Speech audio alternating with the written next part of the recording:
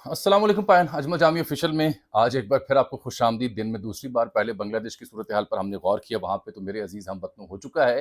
हसीना वाजिद फ़रार होने पे मजबूर हो चुकी हैं। बांग्लादेशी लोग प्राइम मिनिस्टर ऑफिस में घुस गए हैं। जो शेख मुजीब हैं उनके मुजस्मे को तोड़ा जा रहा है और पहुंची वहीं पे खाक जहाँ का खमीर था। यानी हसीना वाजिद जो है वो भारत पहुंची अगरतला के रस्ते। अगरतला साजिश केस भी आपको याद होगा जो उनके वालिद के खिलाफ चलाया गया था, जिसका जिक्र इमरान खान साहब करते रहे अपने ट्वीट्स में भी। और हमने ये भी जायज़ा लेना है कि जो खबर आ रही थी कि इमरान खान साहब ने कुछ ट्वीट्स आपने डिलीट किए, आर्टिकल 6 उनके खिलाफ लग सकते हैं, इसका भी जायज़ा लेंगे, फैक्ट चेक करेंगे। लेकिन अभी मुखातिब होने का मकसद है DGISPR की इंतहाई अहम खबर, इंतहाई अहम प्रेस कॉन्फ्रेंस। उस प्रेस कॉन्फ्रेंस में क्या था?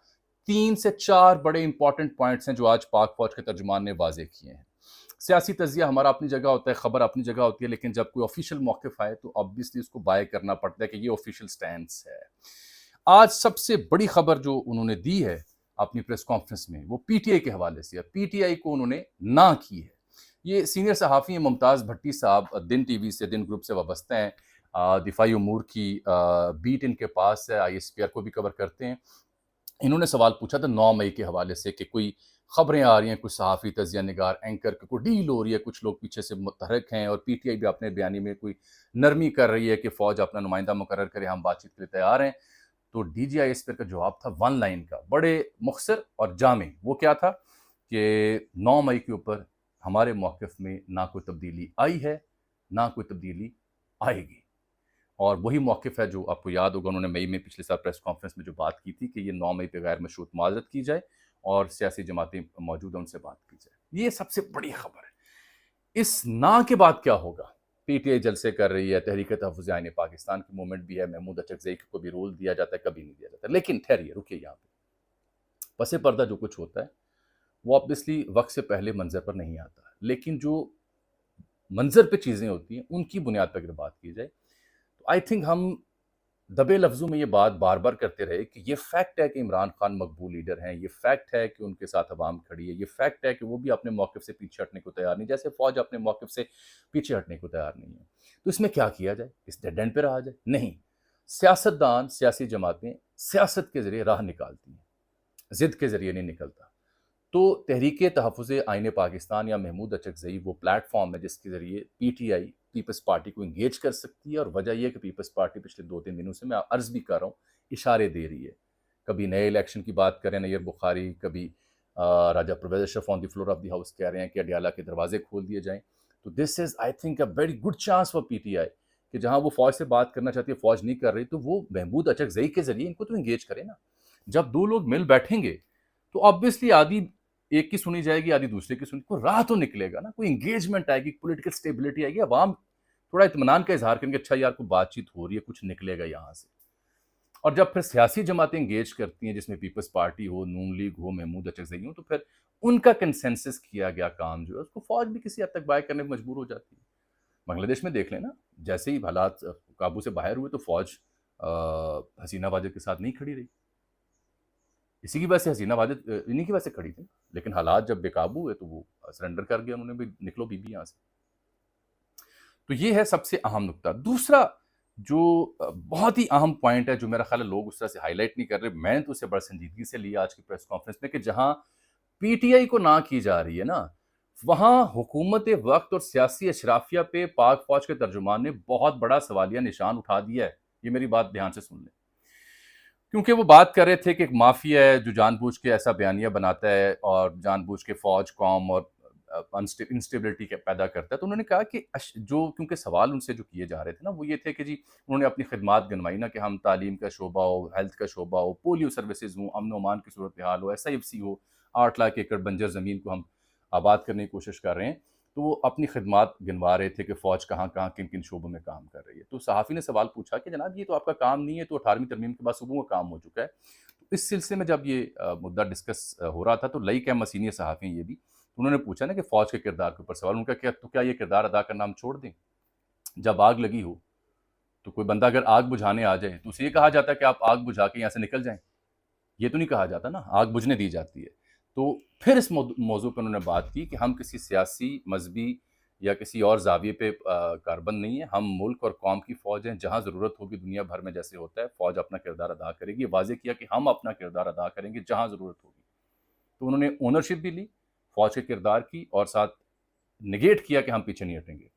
تو ایک سوال جو میں بار بار کہہ رہا ہوں فوج کے اوپر جو گورنمنٹ کے اوپر بہت الارمنگ ہے, پی ٹی آئی کو نہ کے علاوہ جو دوسرا امپورٹنٹ فیکٹر اس پریس کانفرنس کا وہ یہ ہے کہ انہوں نے کہا جو اشرافیہ کی ذمہ داری ہے, یعنی سیاسی اشرافیہ, اسکول, تعلیم, ایگریکلچر, جو دیگر شعبہ جاتا ہے جہاں فوج کردار ادا کر رہی ہے, تو وہ اشرافیہ کی ذمہ داری جو ہے وہ کیوں نہیں پوری وہ کر رہی.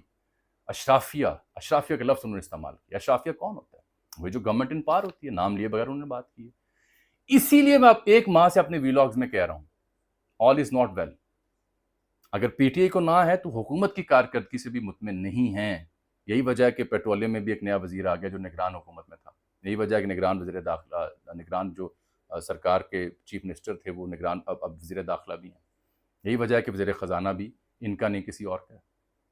تو حکومت کی پرفارمنس کے اوپر اشرافیہ کے لفظ کے سوال اٹھتا ہے اور اس خبر کی تصدیق ہوتی ہے کہ آل از ناٹ ویل. کوئی کسی کو اچھا لگے یا نہ لگے, میں تو یہ اس کی تعویل میرے پاس یہ ہوگی. پھر تیسرا بڑا اہم مدعا انہوں نے جو ڈیجیٹل دہشت گردی کا لفظ یوز کرتے ہیں اس کے اوپر بھی ان سے سوال پوچھا گیا. تو انہوں نے کہا سب سے بڑی ہرڈل اس میں قانون ہے, یعنی عدالت پہ سوال کھڑا کیا کہ اگر کوئی فیک نیوز ہے, انہوں نے کہا جی فوج اس سلسلے میں بڑا سیریس ہے, بڑی سینسٹیو ہے, اور جو ڈیجیٹلی جو فیک خبریں پھیلائی جاتی ہیں, جو پروپیگنڈا کیا جاتا ہے, اس کے اوپر پہلی جو دفاعی لائن ہے وہ قانون ہے, عدالت ہے, وہاں سے انصاف نہیں ملتا. یہ بھی انہوں نے بات کی اور یہ بھی کہا کہ فوج اس کے خلاف کارروائی ضرور کرے گی. پھر انہوں نے یہ بھی کہا کہ پی ٹی آئی کا ذکر ہو رہا تھا دبے لفظوں میں کہ 127 حالیہ منتھس میں پرنٹ میڈیا انٹرنیشنل میں مضامین چھپے ہیں جن کا مقصد پاکستان میں مایوسی پھیلانا ہے, مخصوص سیاسی ایجنڈے کو پروان چڑھانا ہے, اور یہ غزہ اور فلسطین کے لیے بھی تو یہ لابنگ کی جا سکتی تھی جو اپنے ملک کے خلاف کی جائے. یہ ان کا موقف ہے جو انہوں نے پیش کیا ہے. یہ 3 اہم ترین نکتے تھے. پھر انہوں نے ایک بات اور یہاں پہ کی جو جڑی ہوئی ہے بلوچستان میں جاری گوادر کے احتجاج سے. پھر جو پاک ایران سرحد ہے کہ مکمل بند نہیں کر سکتے. انہوں نے کہا جی ایک مافیا ہے جو جانتے بوجھتے ہوئے پروپیگنڈا کرتا ہے, لیکن وہ سیاسی اشرافیہ سے سوال نہیں پوچھتا, وہ ہم سے سوال کرتا ہے. پاک ایران سرحد مکمل بند کر دیں گے تو مافیا کو موقع ملے گا مزید بات کرنے کا, مزید فوج پہ تنقید کرنے, کیونکہ وہاں پہ روزگار کے مواقع نہیں, جو کس نے دینے تھے؟ اشرافیہ نے, سیاستدانوں نے.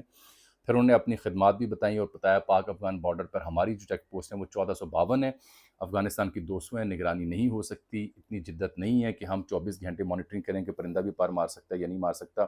ساتھ انہوں نے بتایا کہ جو 8 لاکھ ایکڑ زمین ہے جس کو بنجر اس کو ہم آباد کر رہے ہیں. اور پھر فتنۃ الخوارج کہا انہوں نے ٹی ٹی پی کو کہ یہ اس کا نام ہے, یہ بینڈ ہے, آؤٹ لاڈ ہے. کشمیر کی حق خود ارادیت کی انہوں نے بات کی ہے, اور 15 دن میں انہوں نے بتایا کہ 2000 سے زائد آپریشنز ہو چکے ہیں. یہ بات درست ہے اپنی جگہ کہ دہشت گردی سے نبرد آزمائے ہمارے فورسز, سپاہی جوان, اور آئے دن قربانیاں ہم پیش کر رہے ہیں. امن و امان کی صورتحال بہتر نہیں ہو رہی, تو جو جوان قربانیاں پیش کر رہے ہیں ان پہ تو تنقید نہیں کرنی چاہیے. جو ہمارے لیے ہمارے مستقبل کو محفوظ کرنے کے لیے ہتھیلی پہ جان رکھ کے کھڑے ہیں, ان کے لیے تمام لوگوں سے میری درخواست ہے کہ وہ ان کو خراج تحسین پیش کریں. جو Pak Iran, Gwadar, Afghanistan, P T I, اشرافیہ, ان تمام چیزوں کی پریس کانفرنس میں ذکر کا مطلب یہ تھا کہ فوج جس سٹانس کے ساتھ کھڑی ہے اسی سٹانس پہ قائم ہے. اور میں بھی آپ سے عرض کر رہا تھا کہ فوج پیچھے ہٹنے کو تیار نہیں ہے. جب یہ صورتحال ہو جائے تو میری گزارش صرف یہ ہوگی سیاسی لوگوں سے کہ آپ راہ نکالیں تاکہ جو شخص جیل میں بیٹھا ہو, جس کے ساتھ عوام کا مینڈیٹ ہے, اس کا احترام بھی ہو سکے, آپ کا احترام بھی ہو سکے. اب آج کی پریس کانفرنس کے بعد یہ امتحان ہے پیپلز پارٹی, نون لیگ اور پیپلز پارٹی اور پی ٹی آئی کا کہ یہ تینوں مل کے کیسے عوامی مینڈیٹ اور اپنی اپنی جماعت کا احترام اور بچی خوشی ساکھ جو ہے اس کو انٹیکٹ کرتے ہیں. اگر یہی سب کچھ جاری رہا تو یہ یاد رکھے کسی کے ہاتھ میں کچھ نہیں رہے گا. یہ جملہ میرا دوبارہ سنیں, اگر یہی صورتحال جاری رہی تو مجھے خدشہ ہے کہ کسی سیاسی جماعت کے ہاتھ کچھ نہیں رہے گا. اشرافیہ کے اوپر تنقید ہونا فوج کی جانب سے شروع ہو چکی ہے. اجازت دیجیے, اللہ حافظ.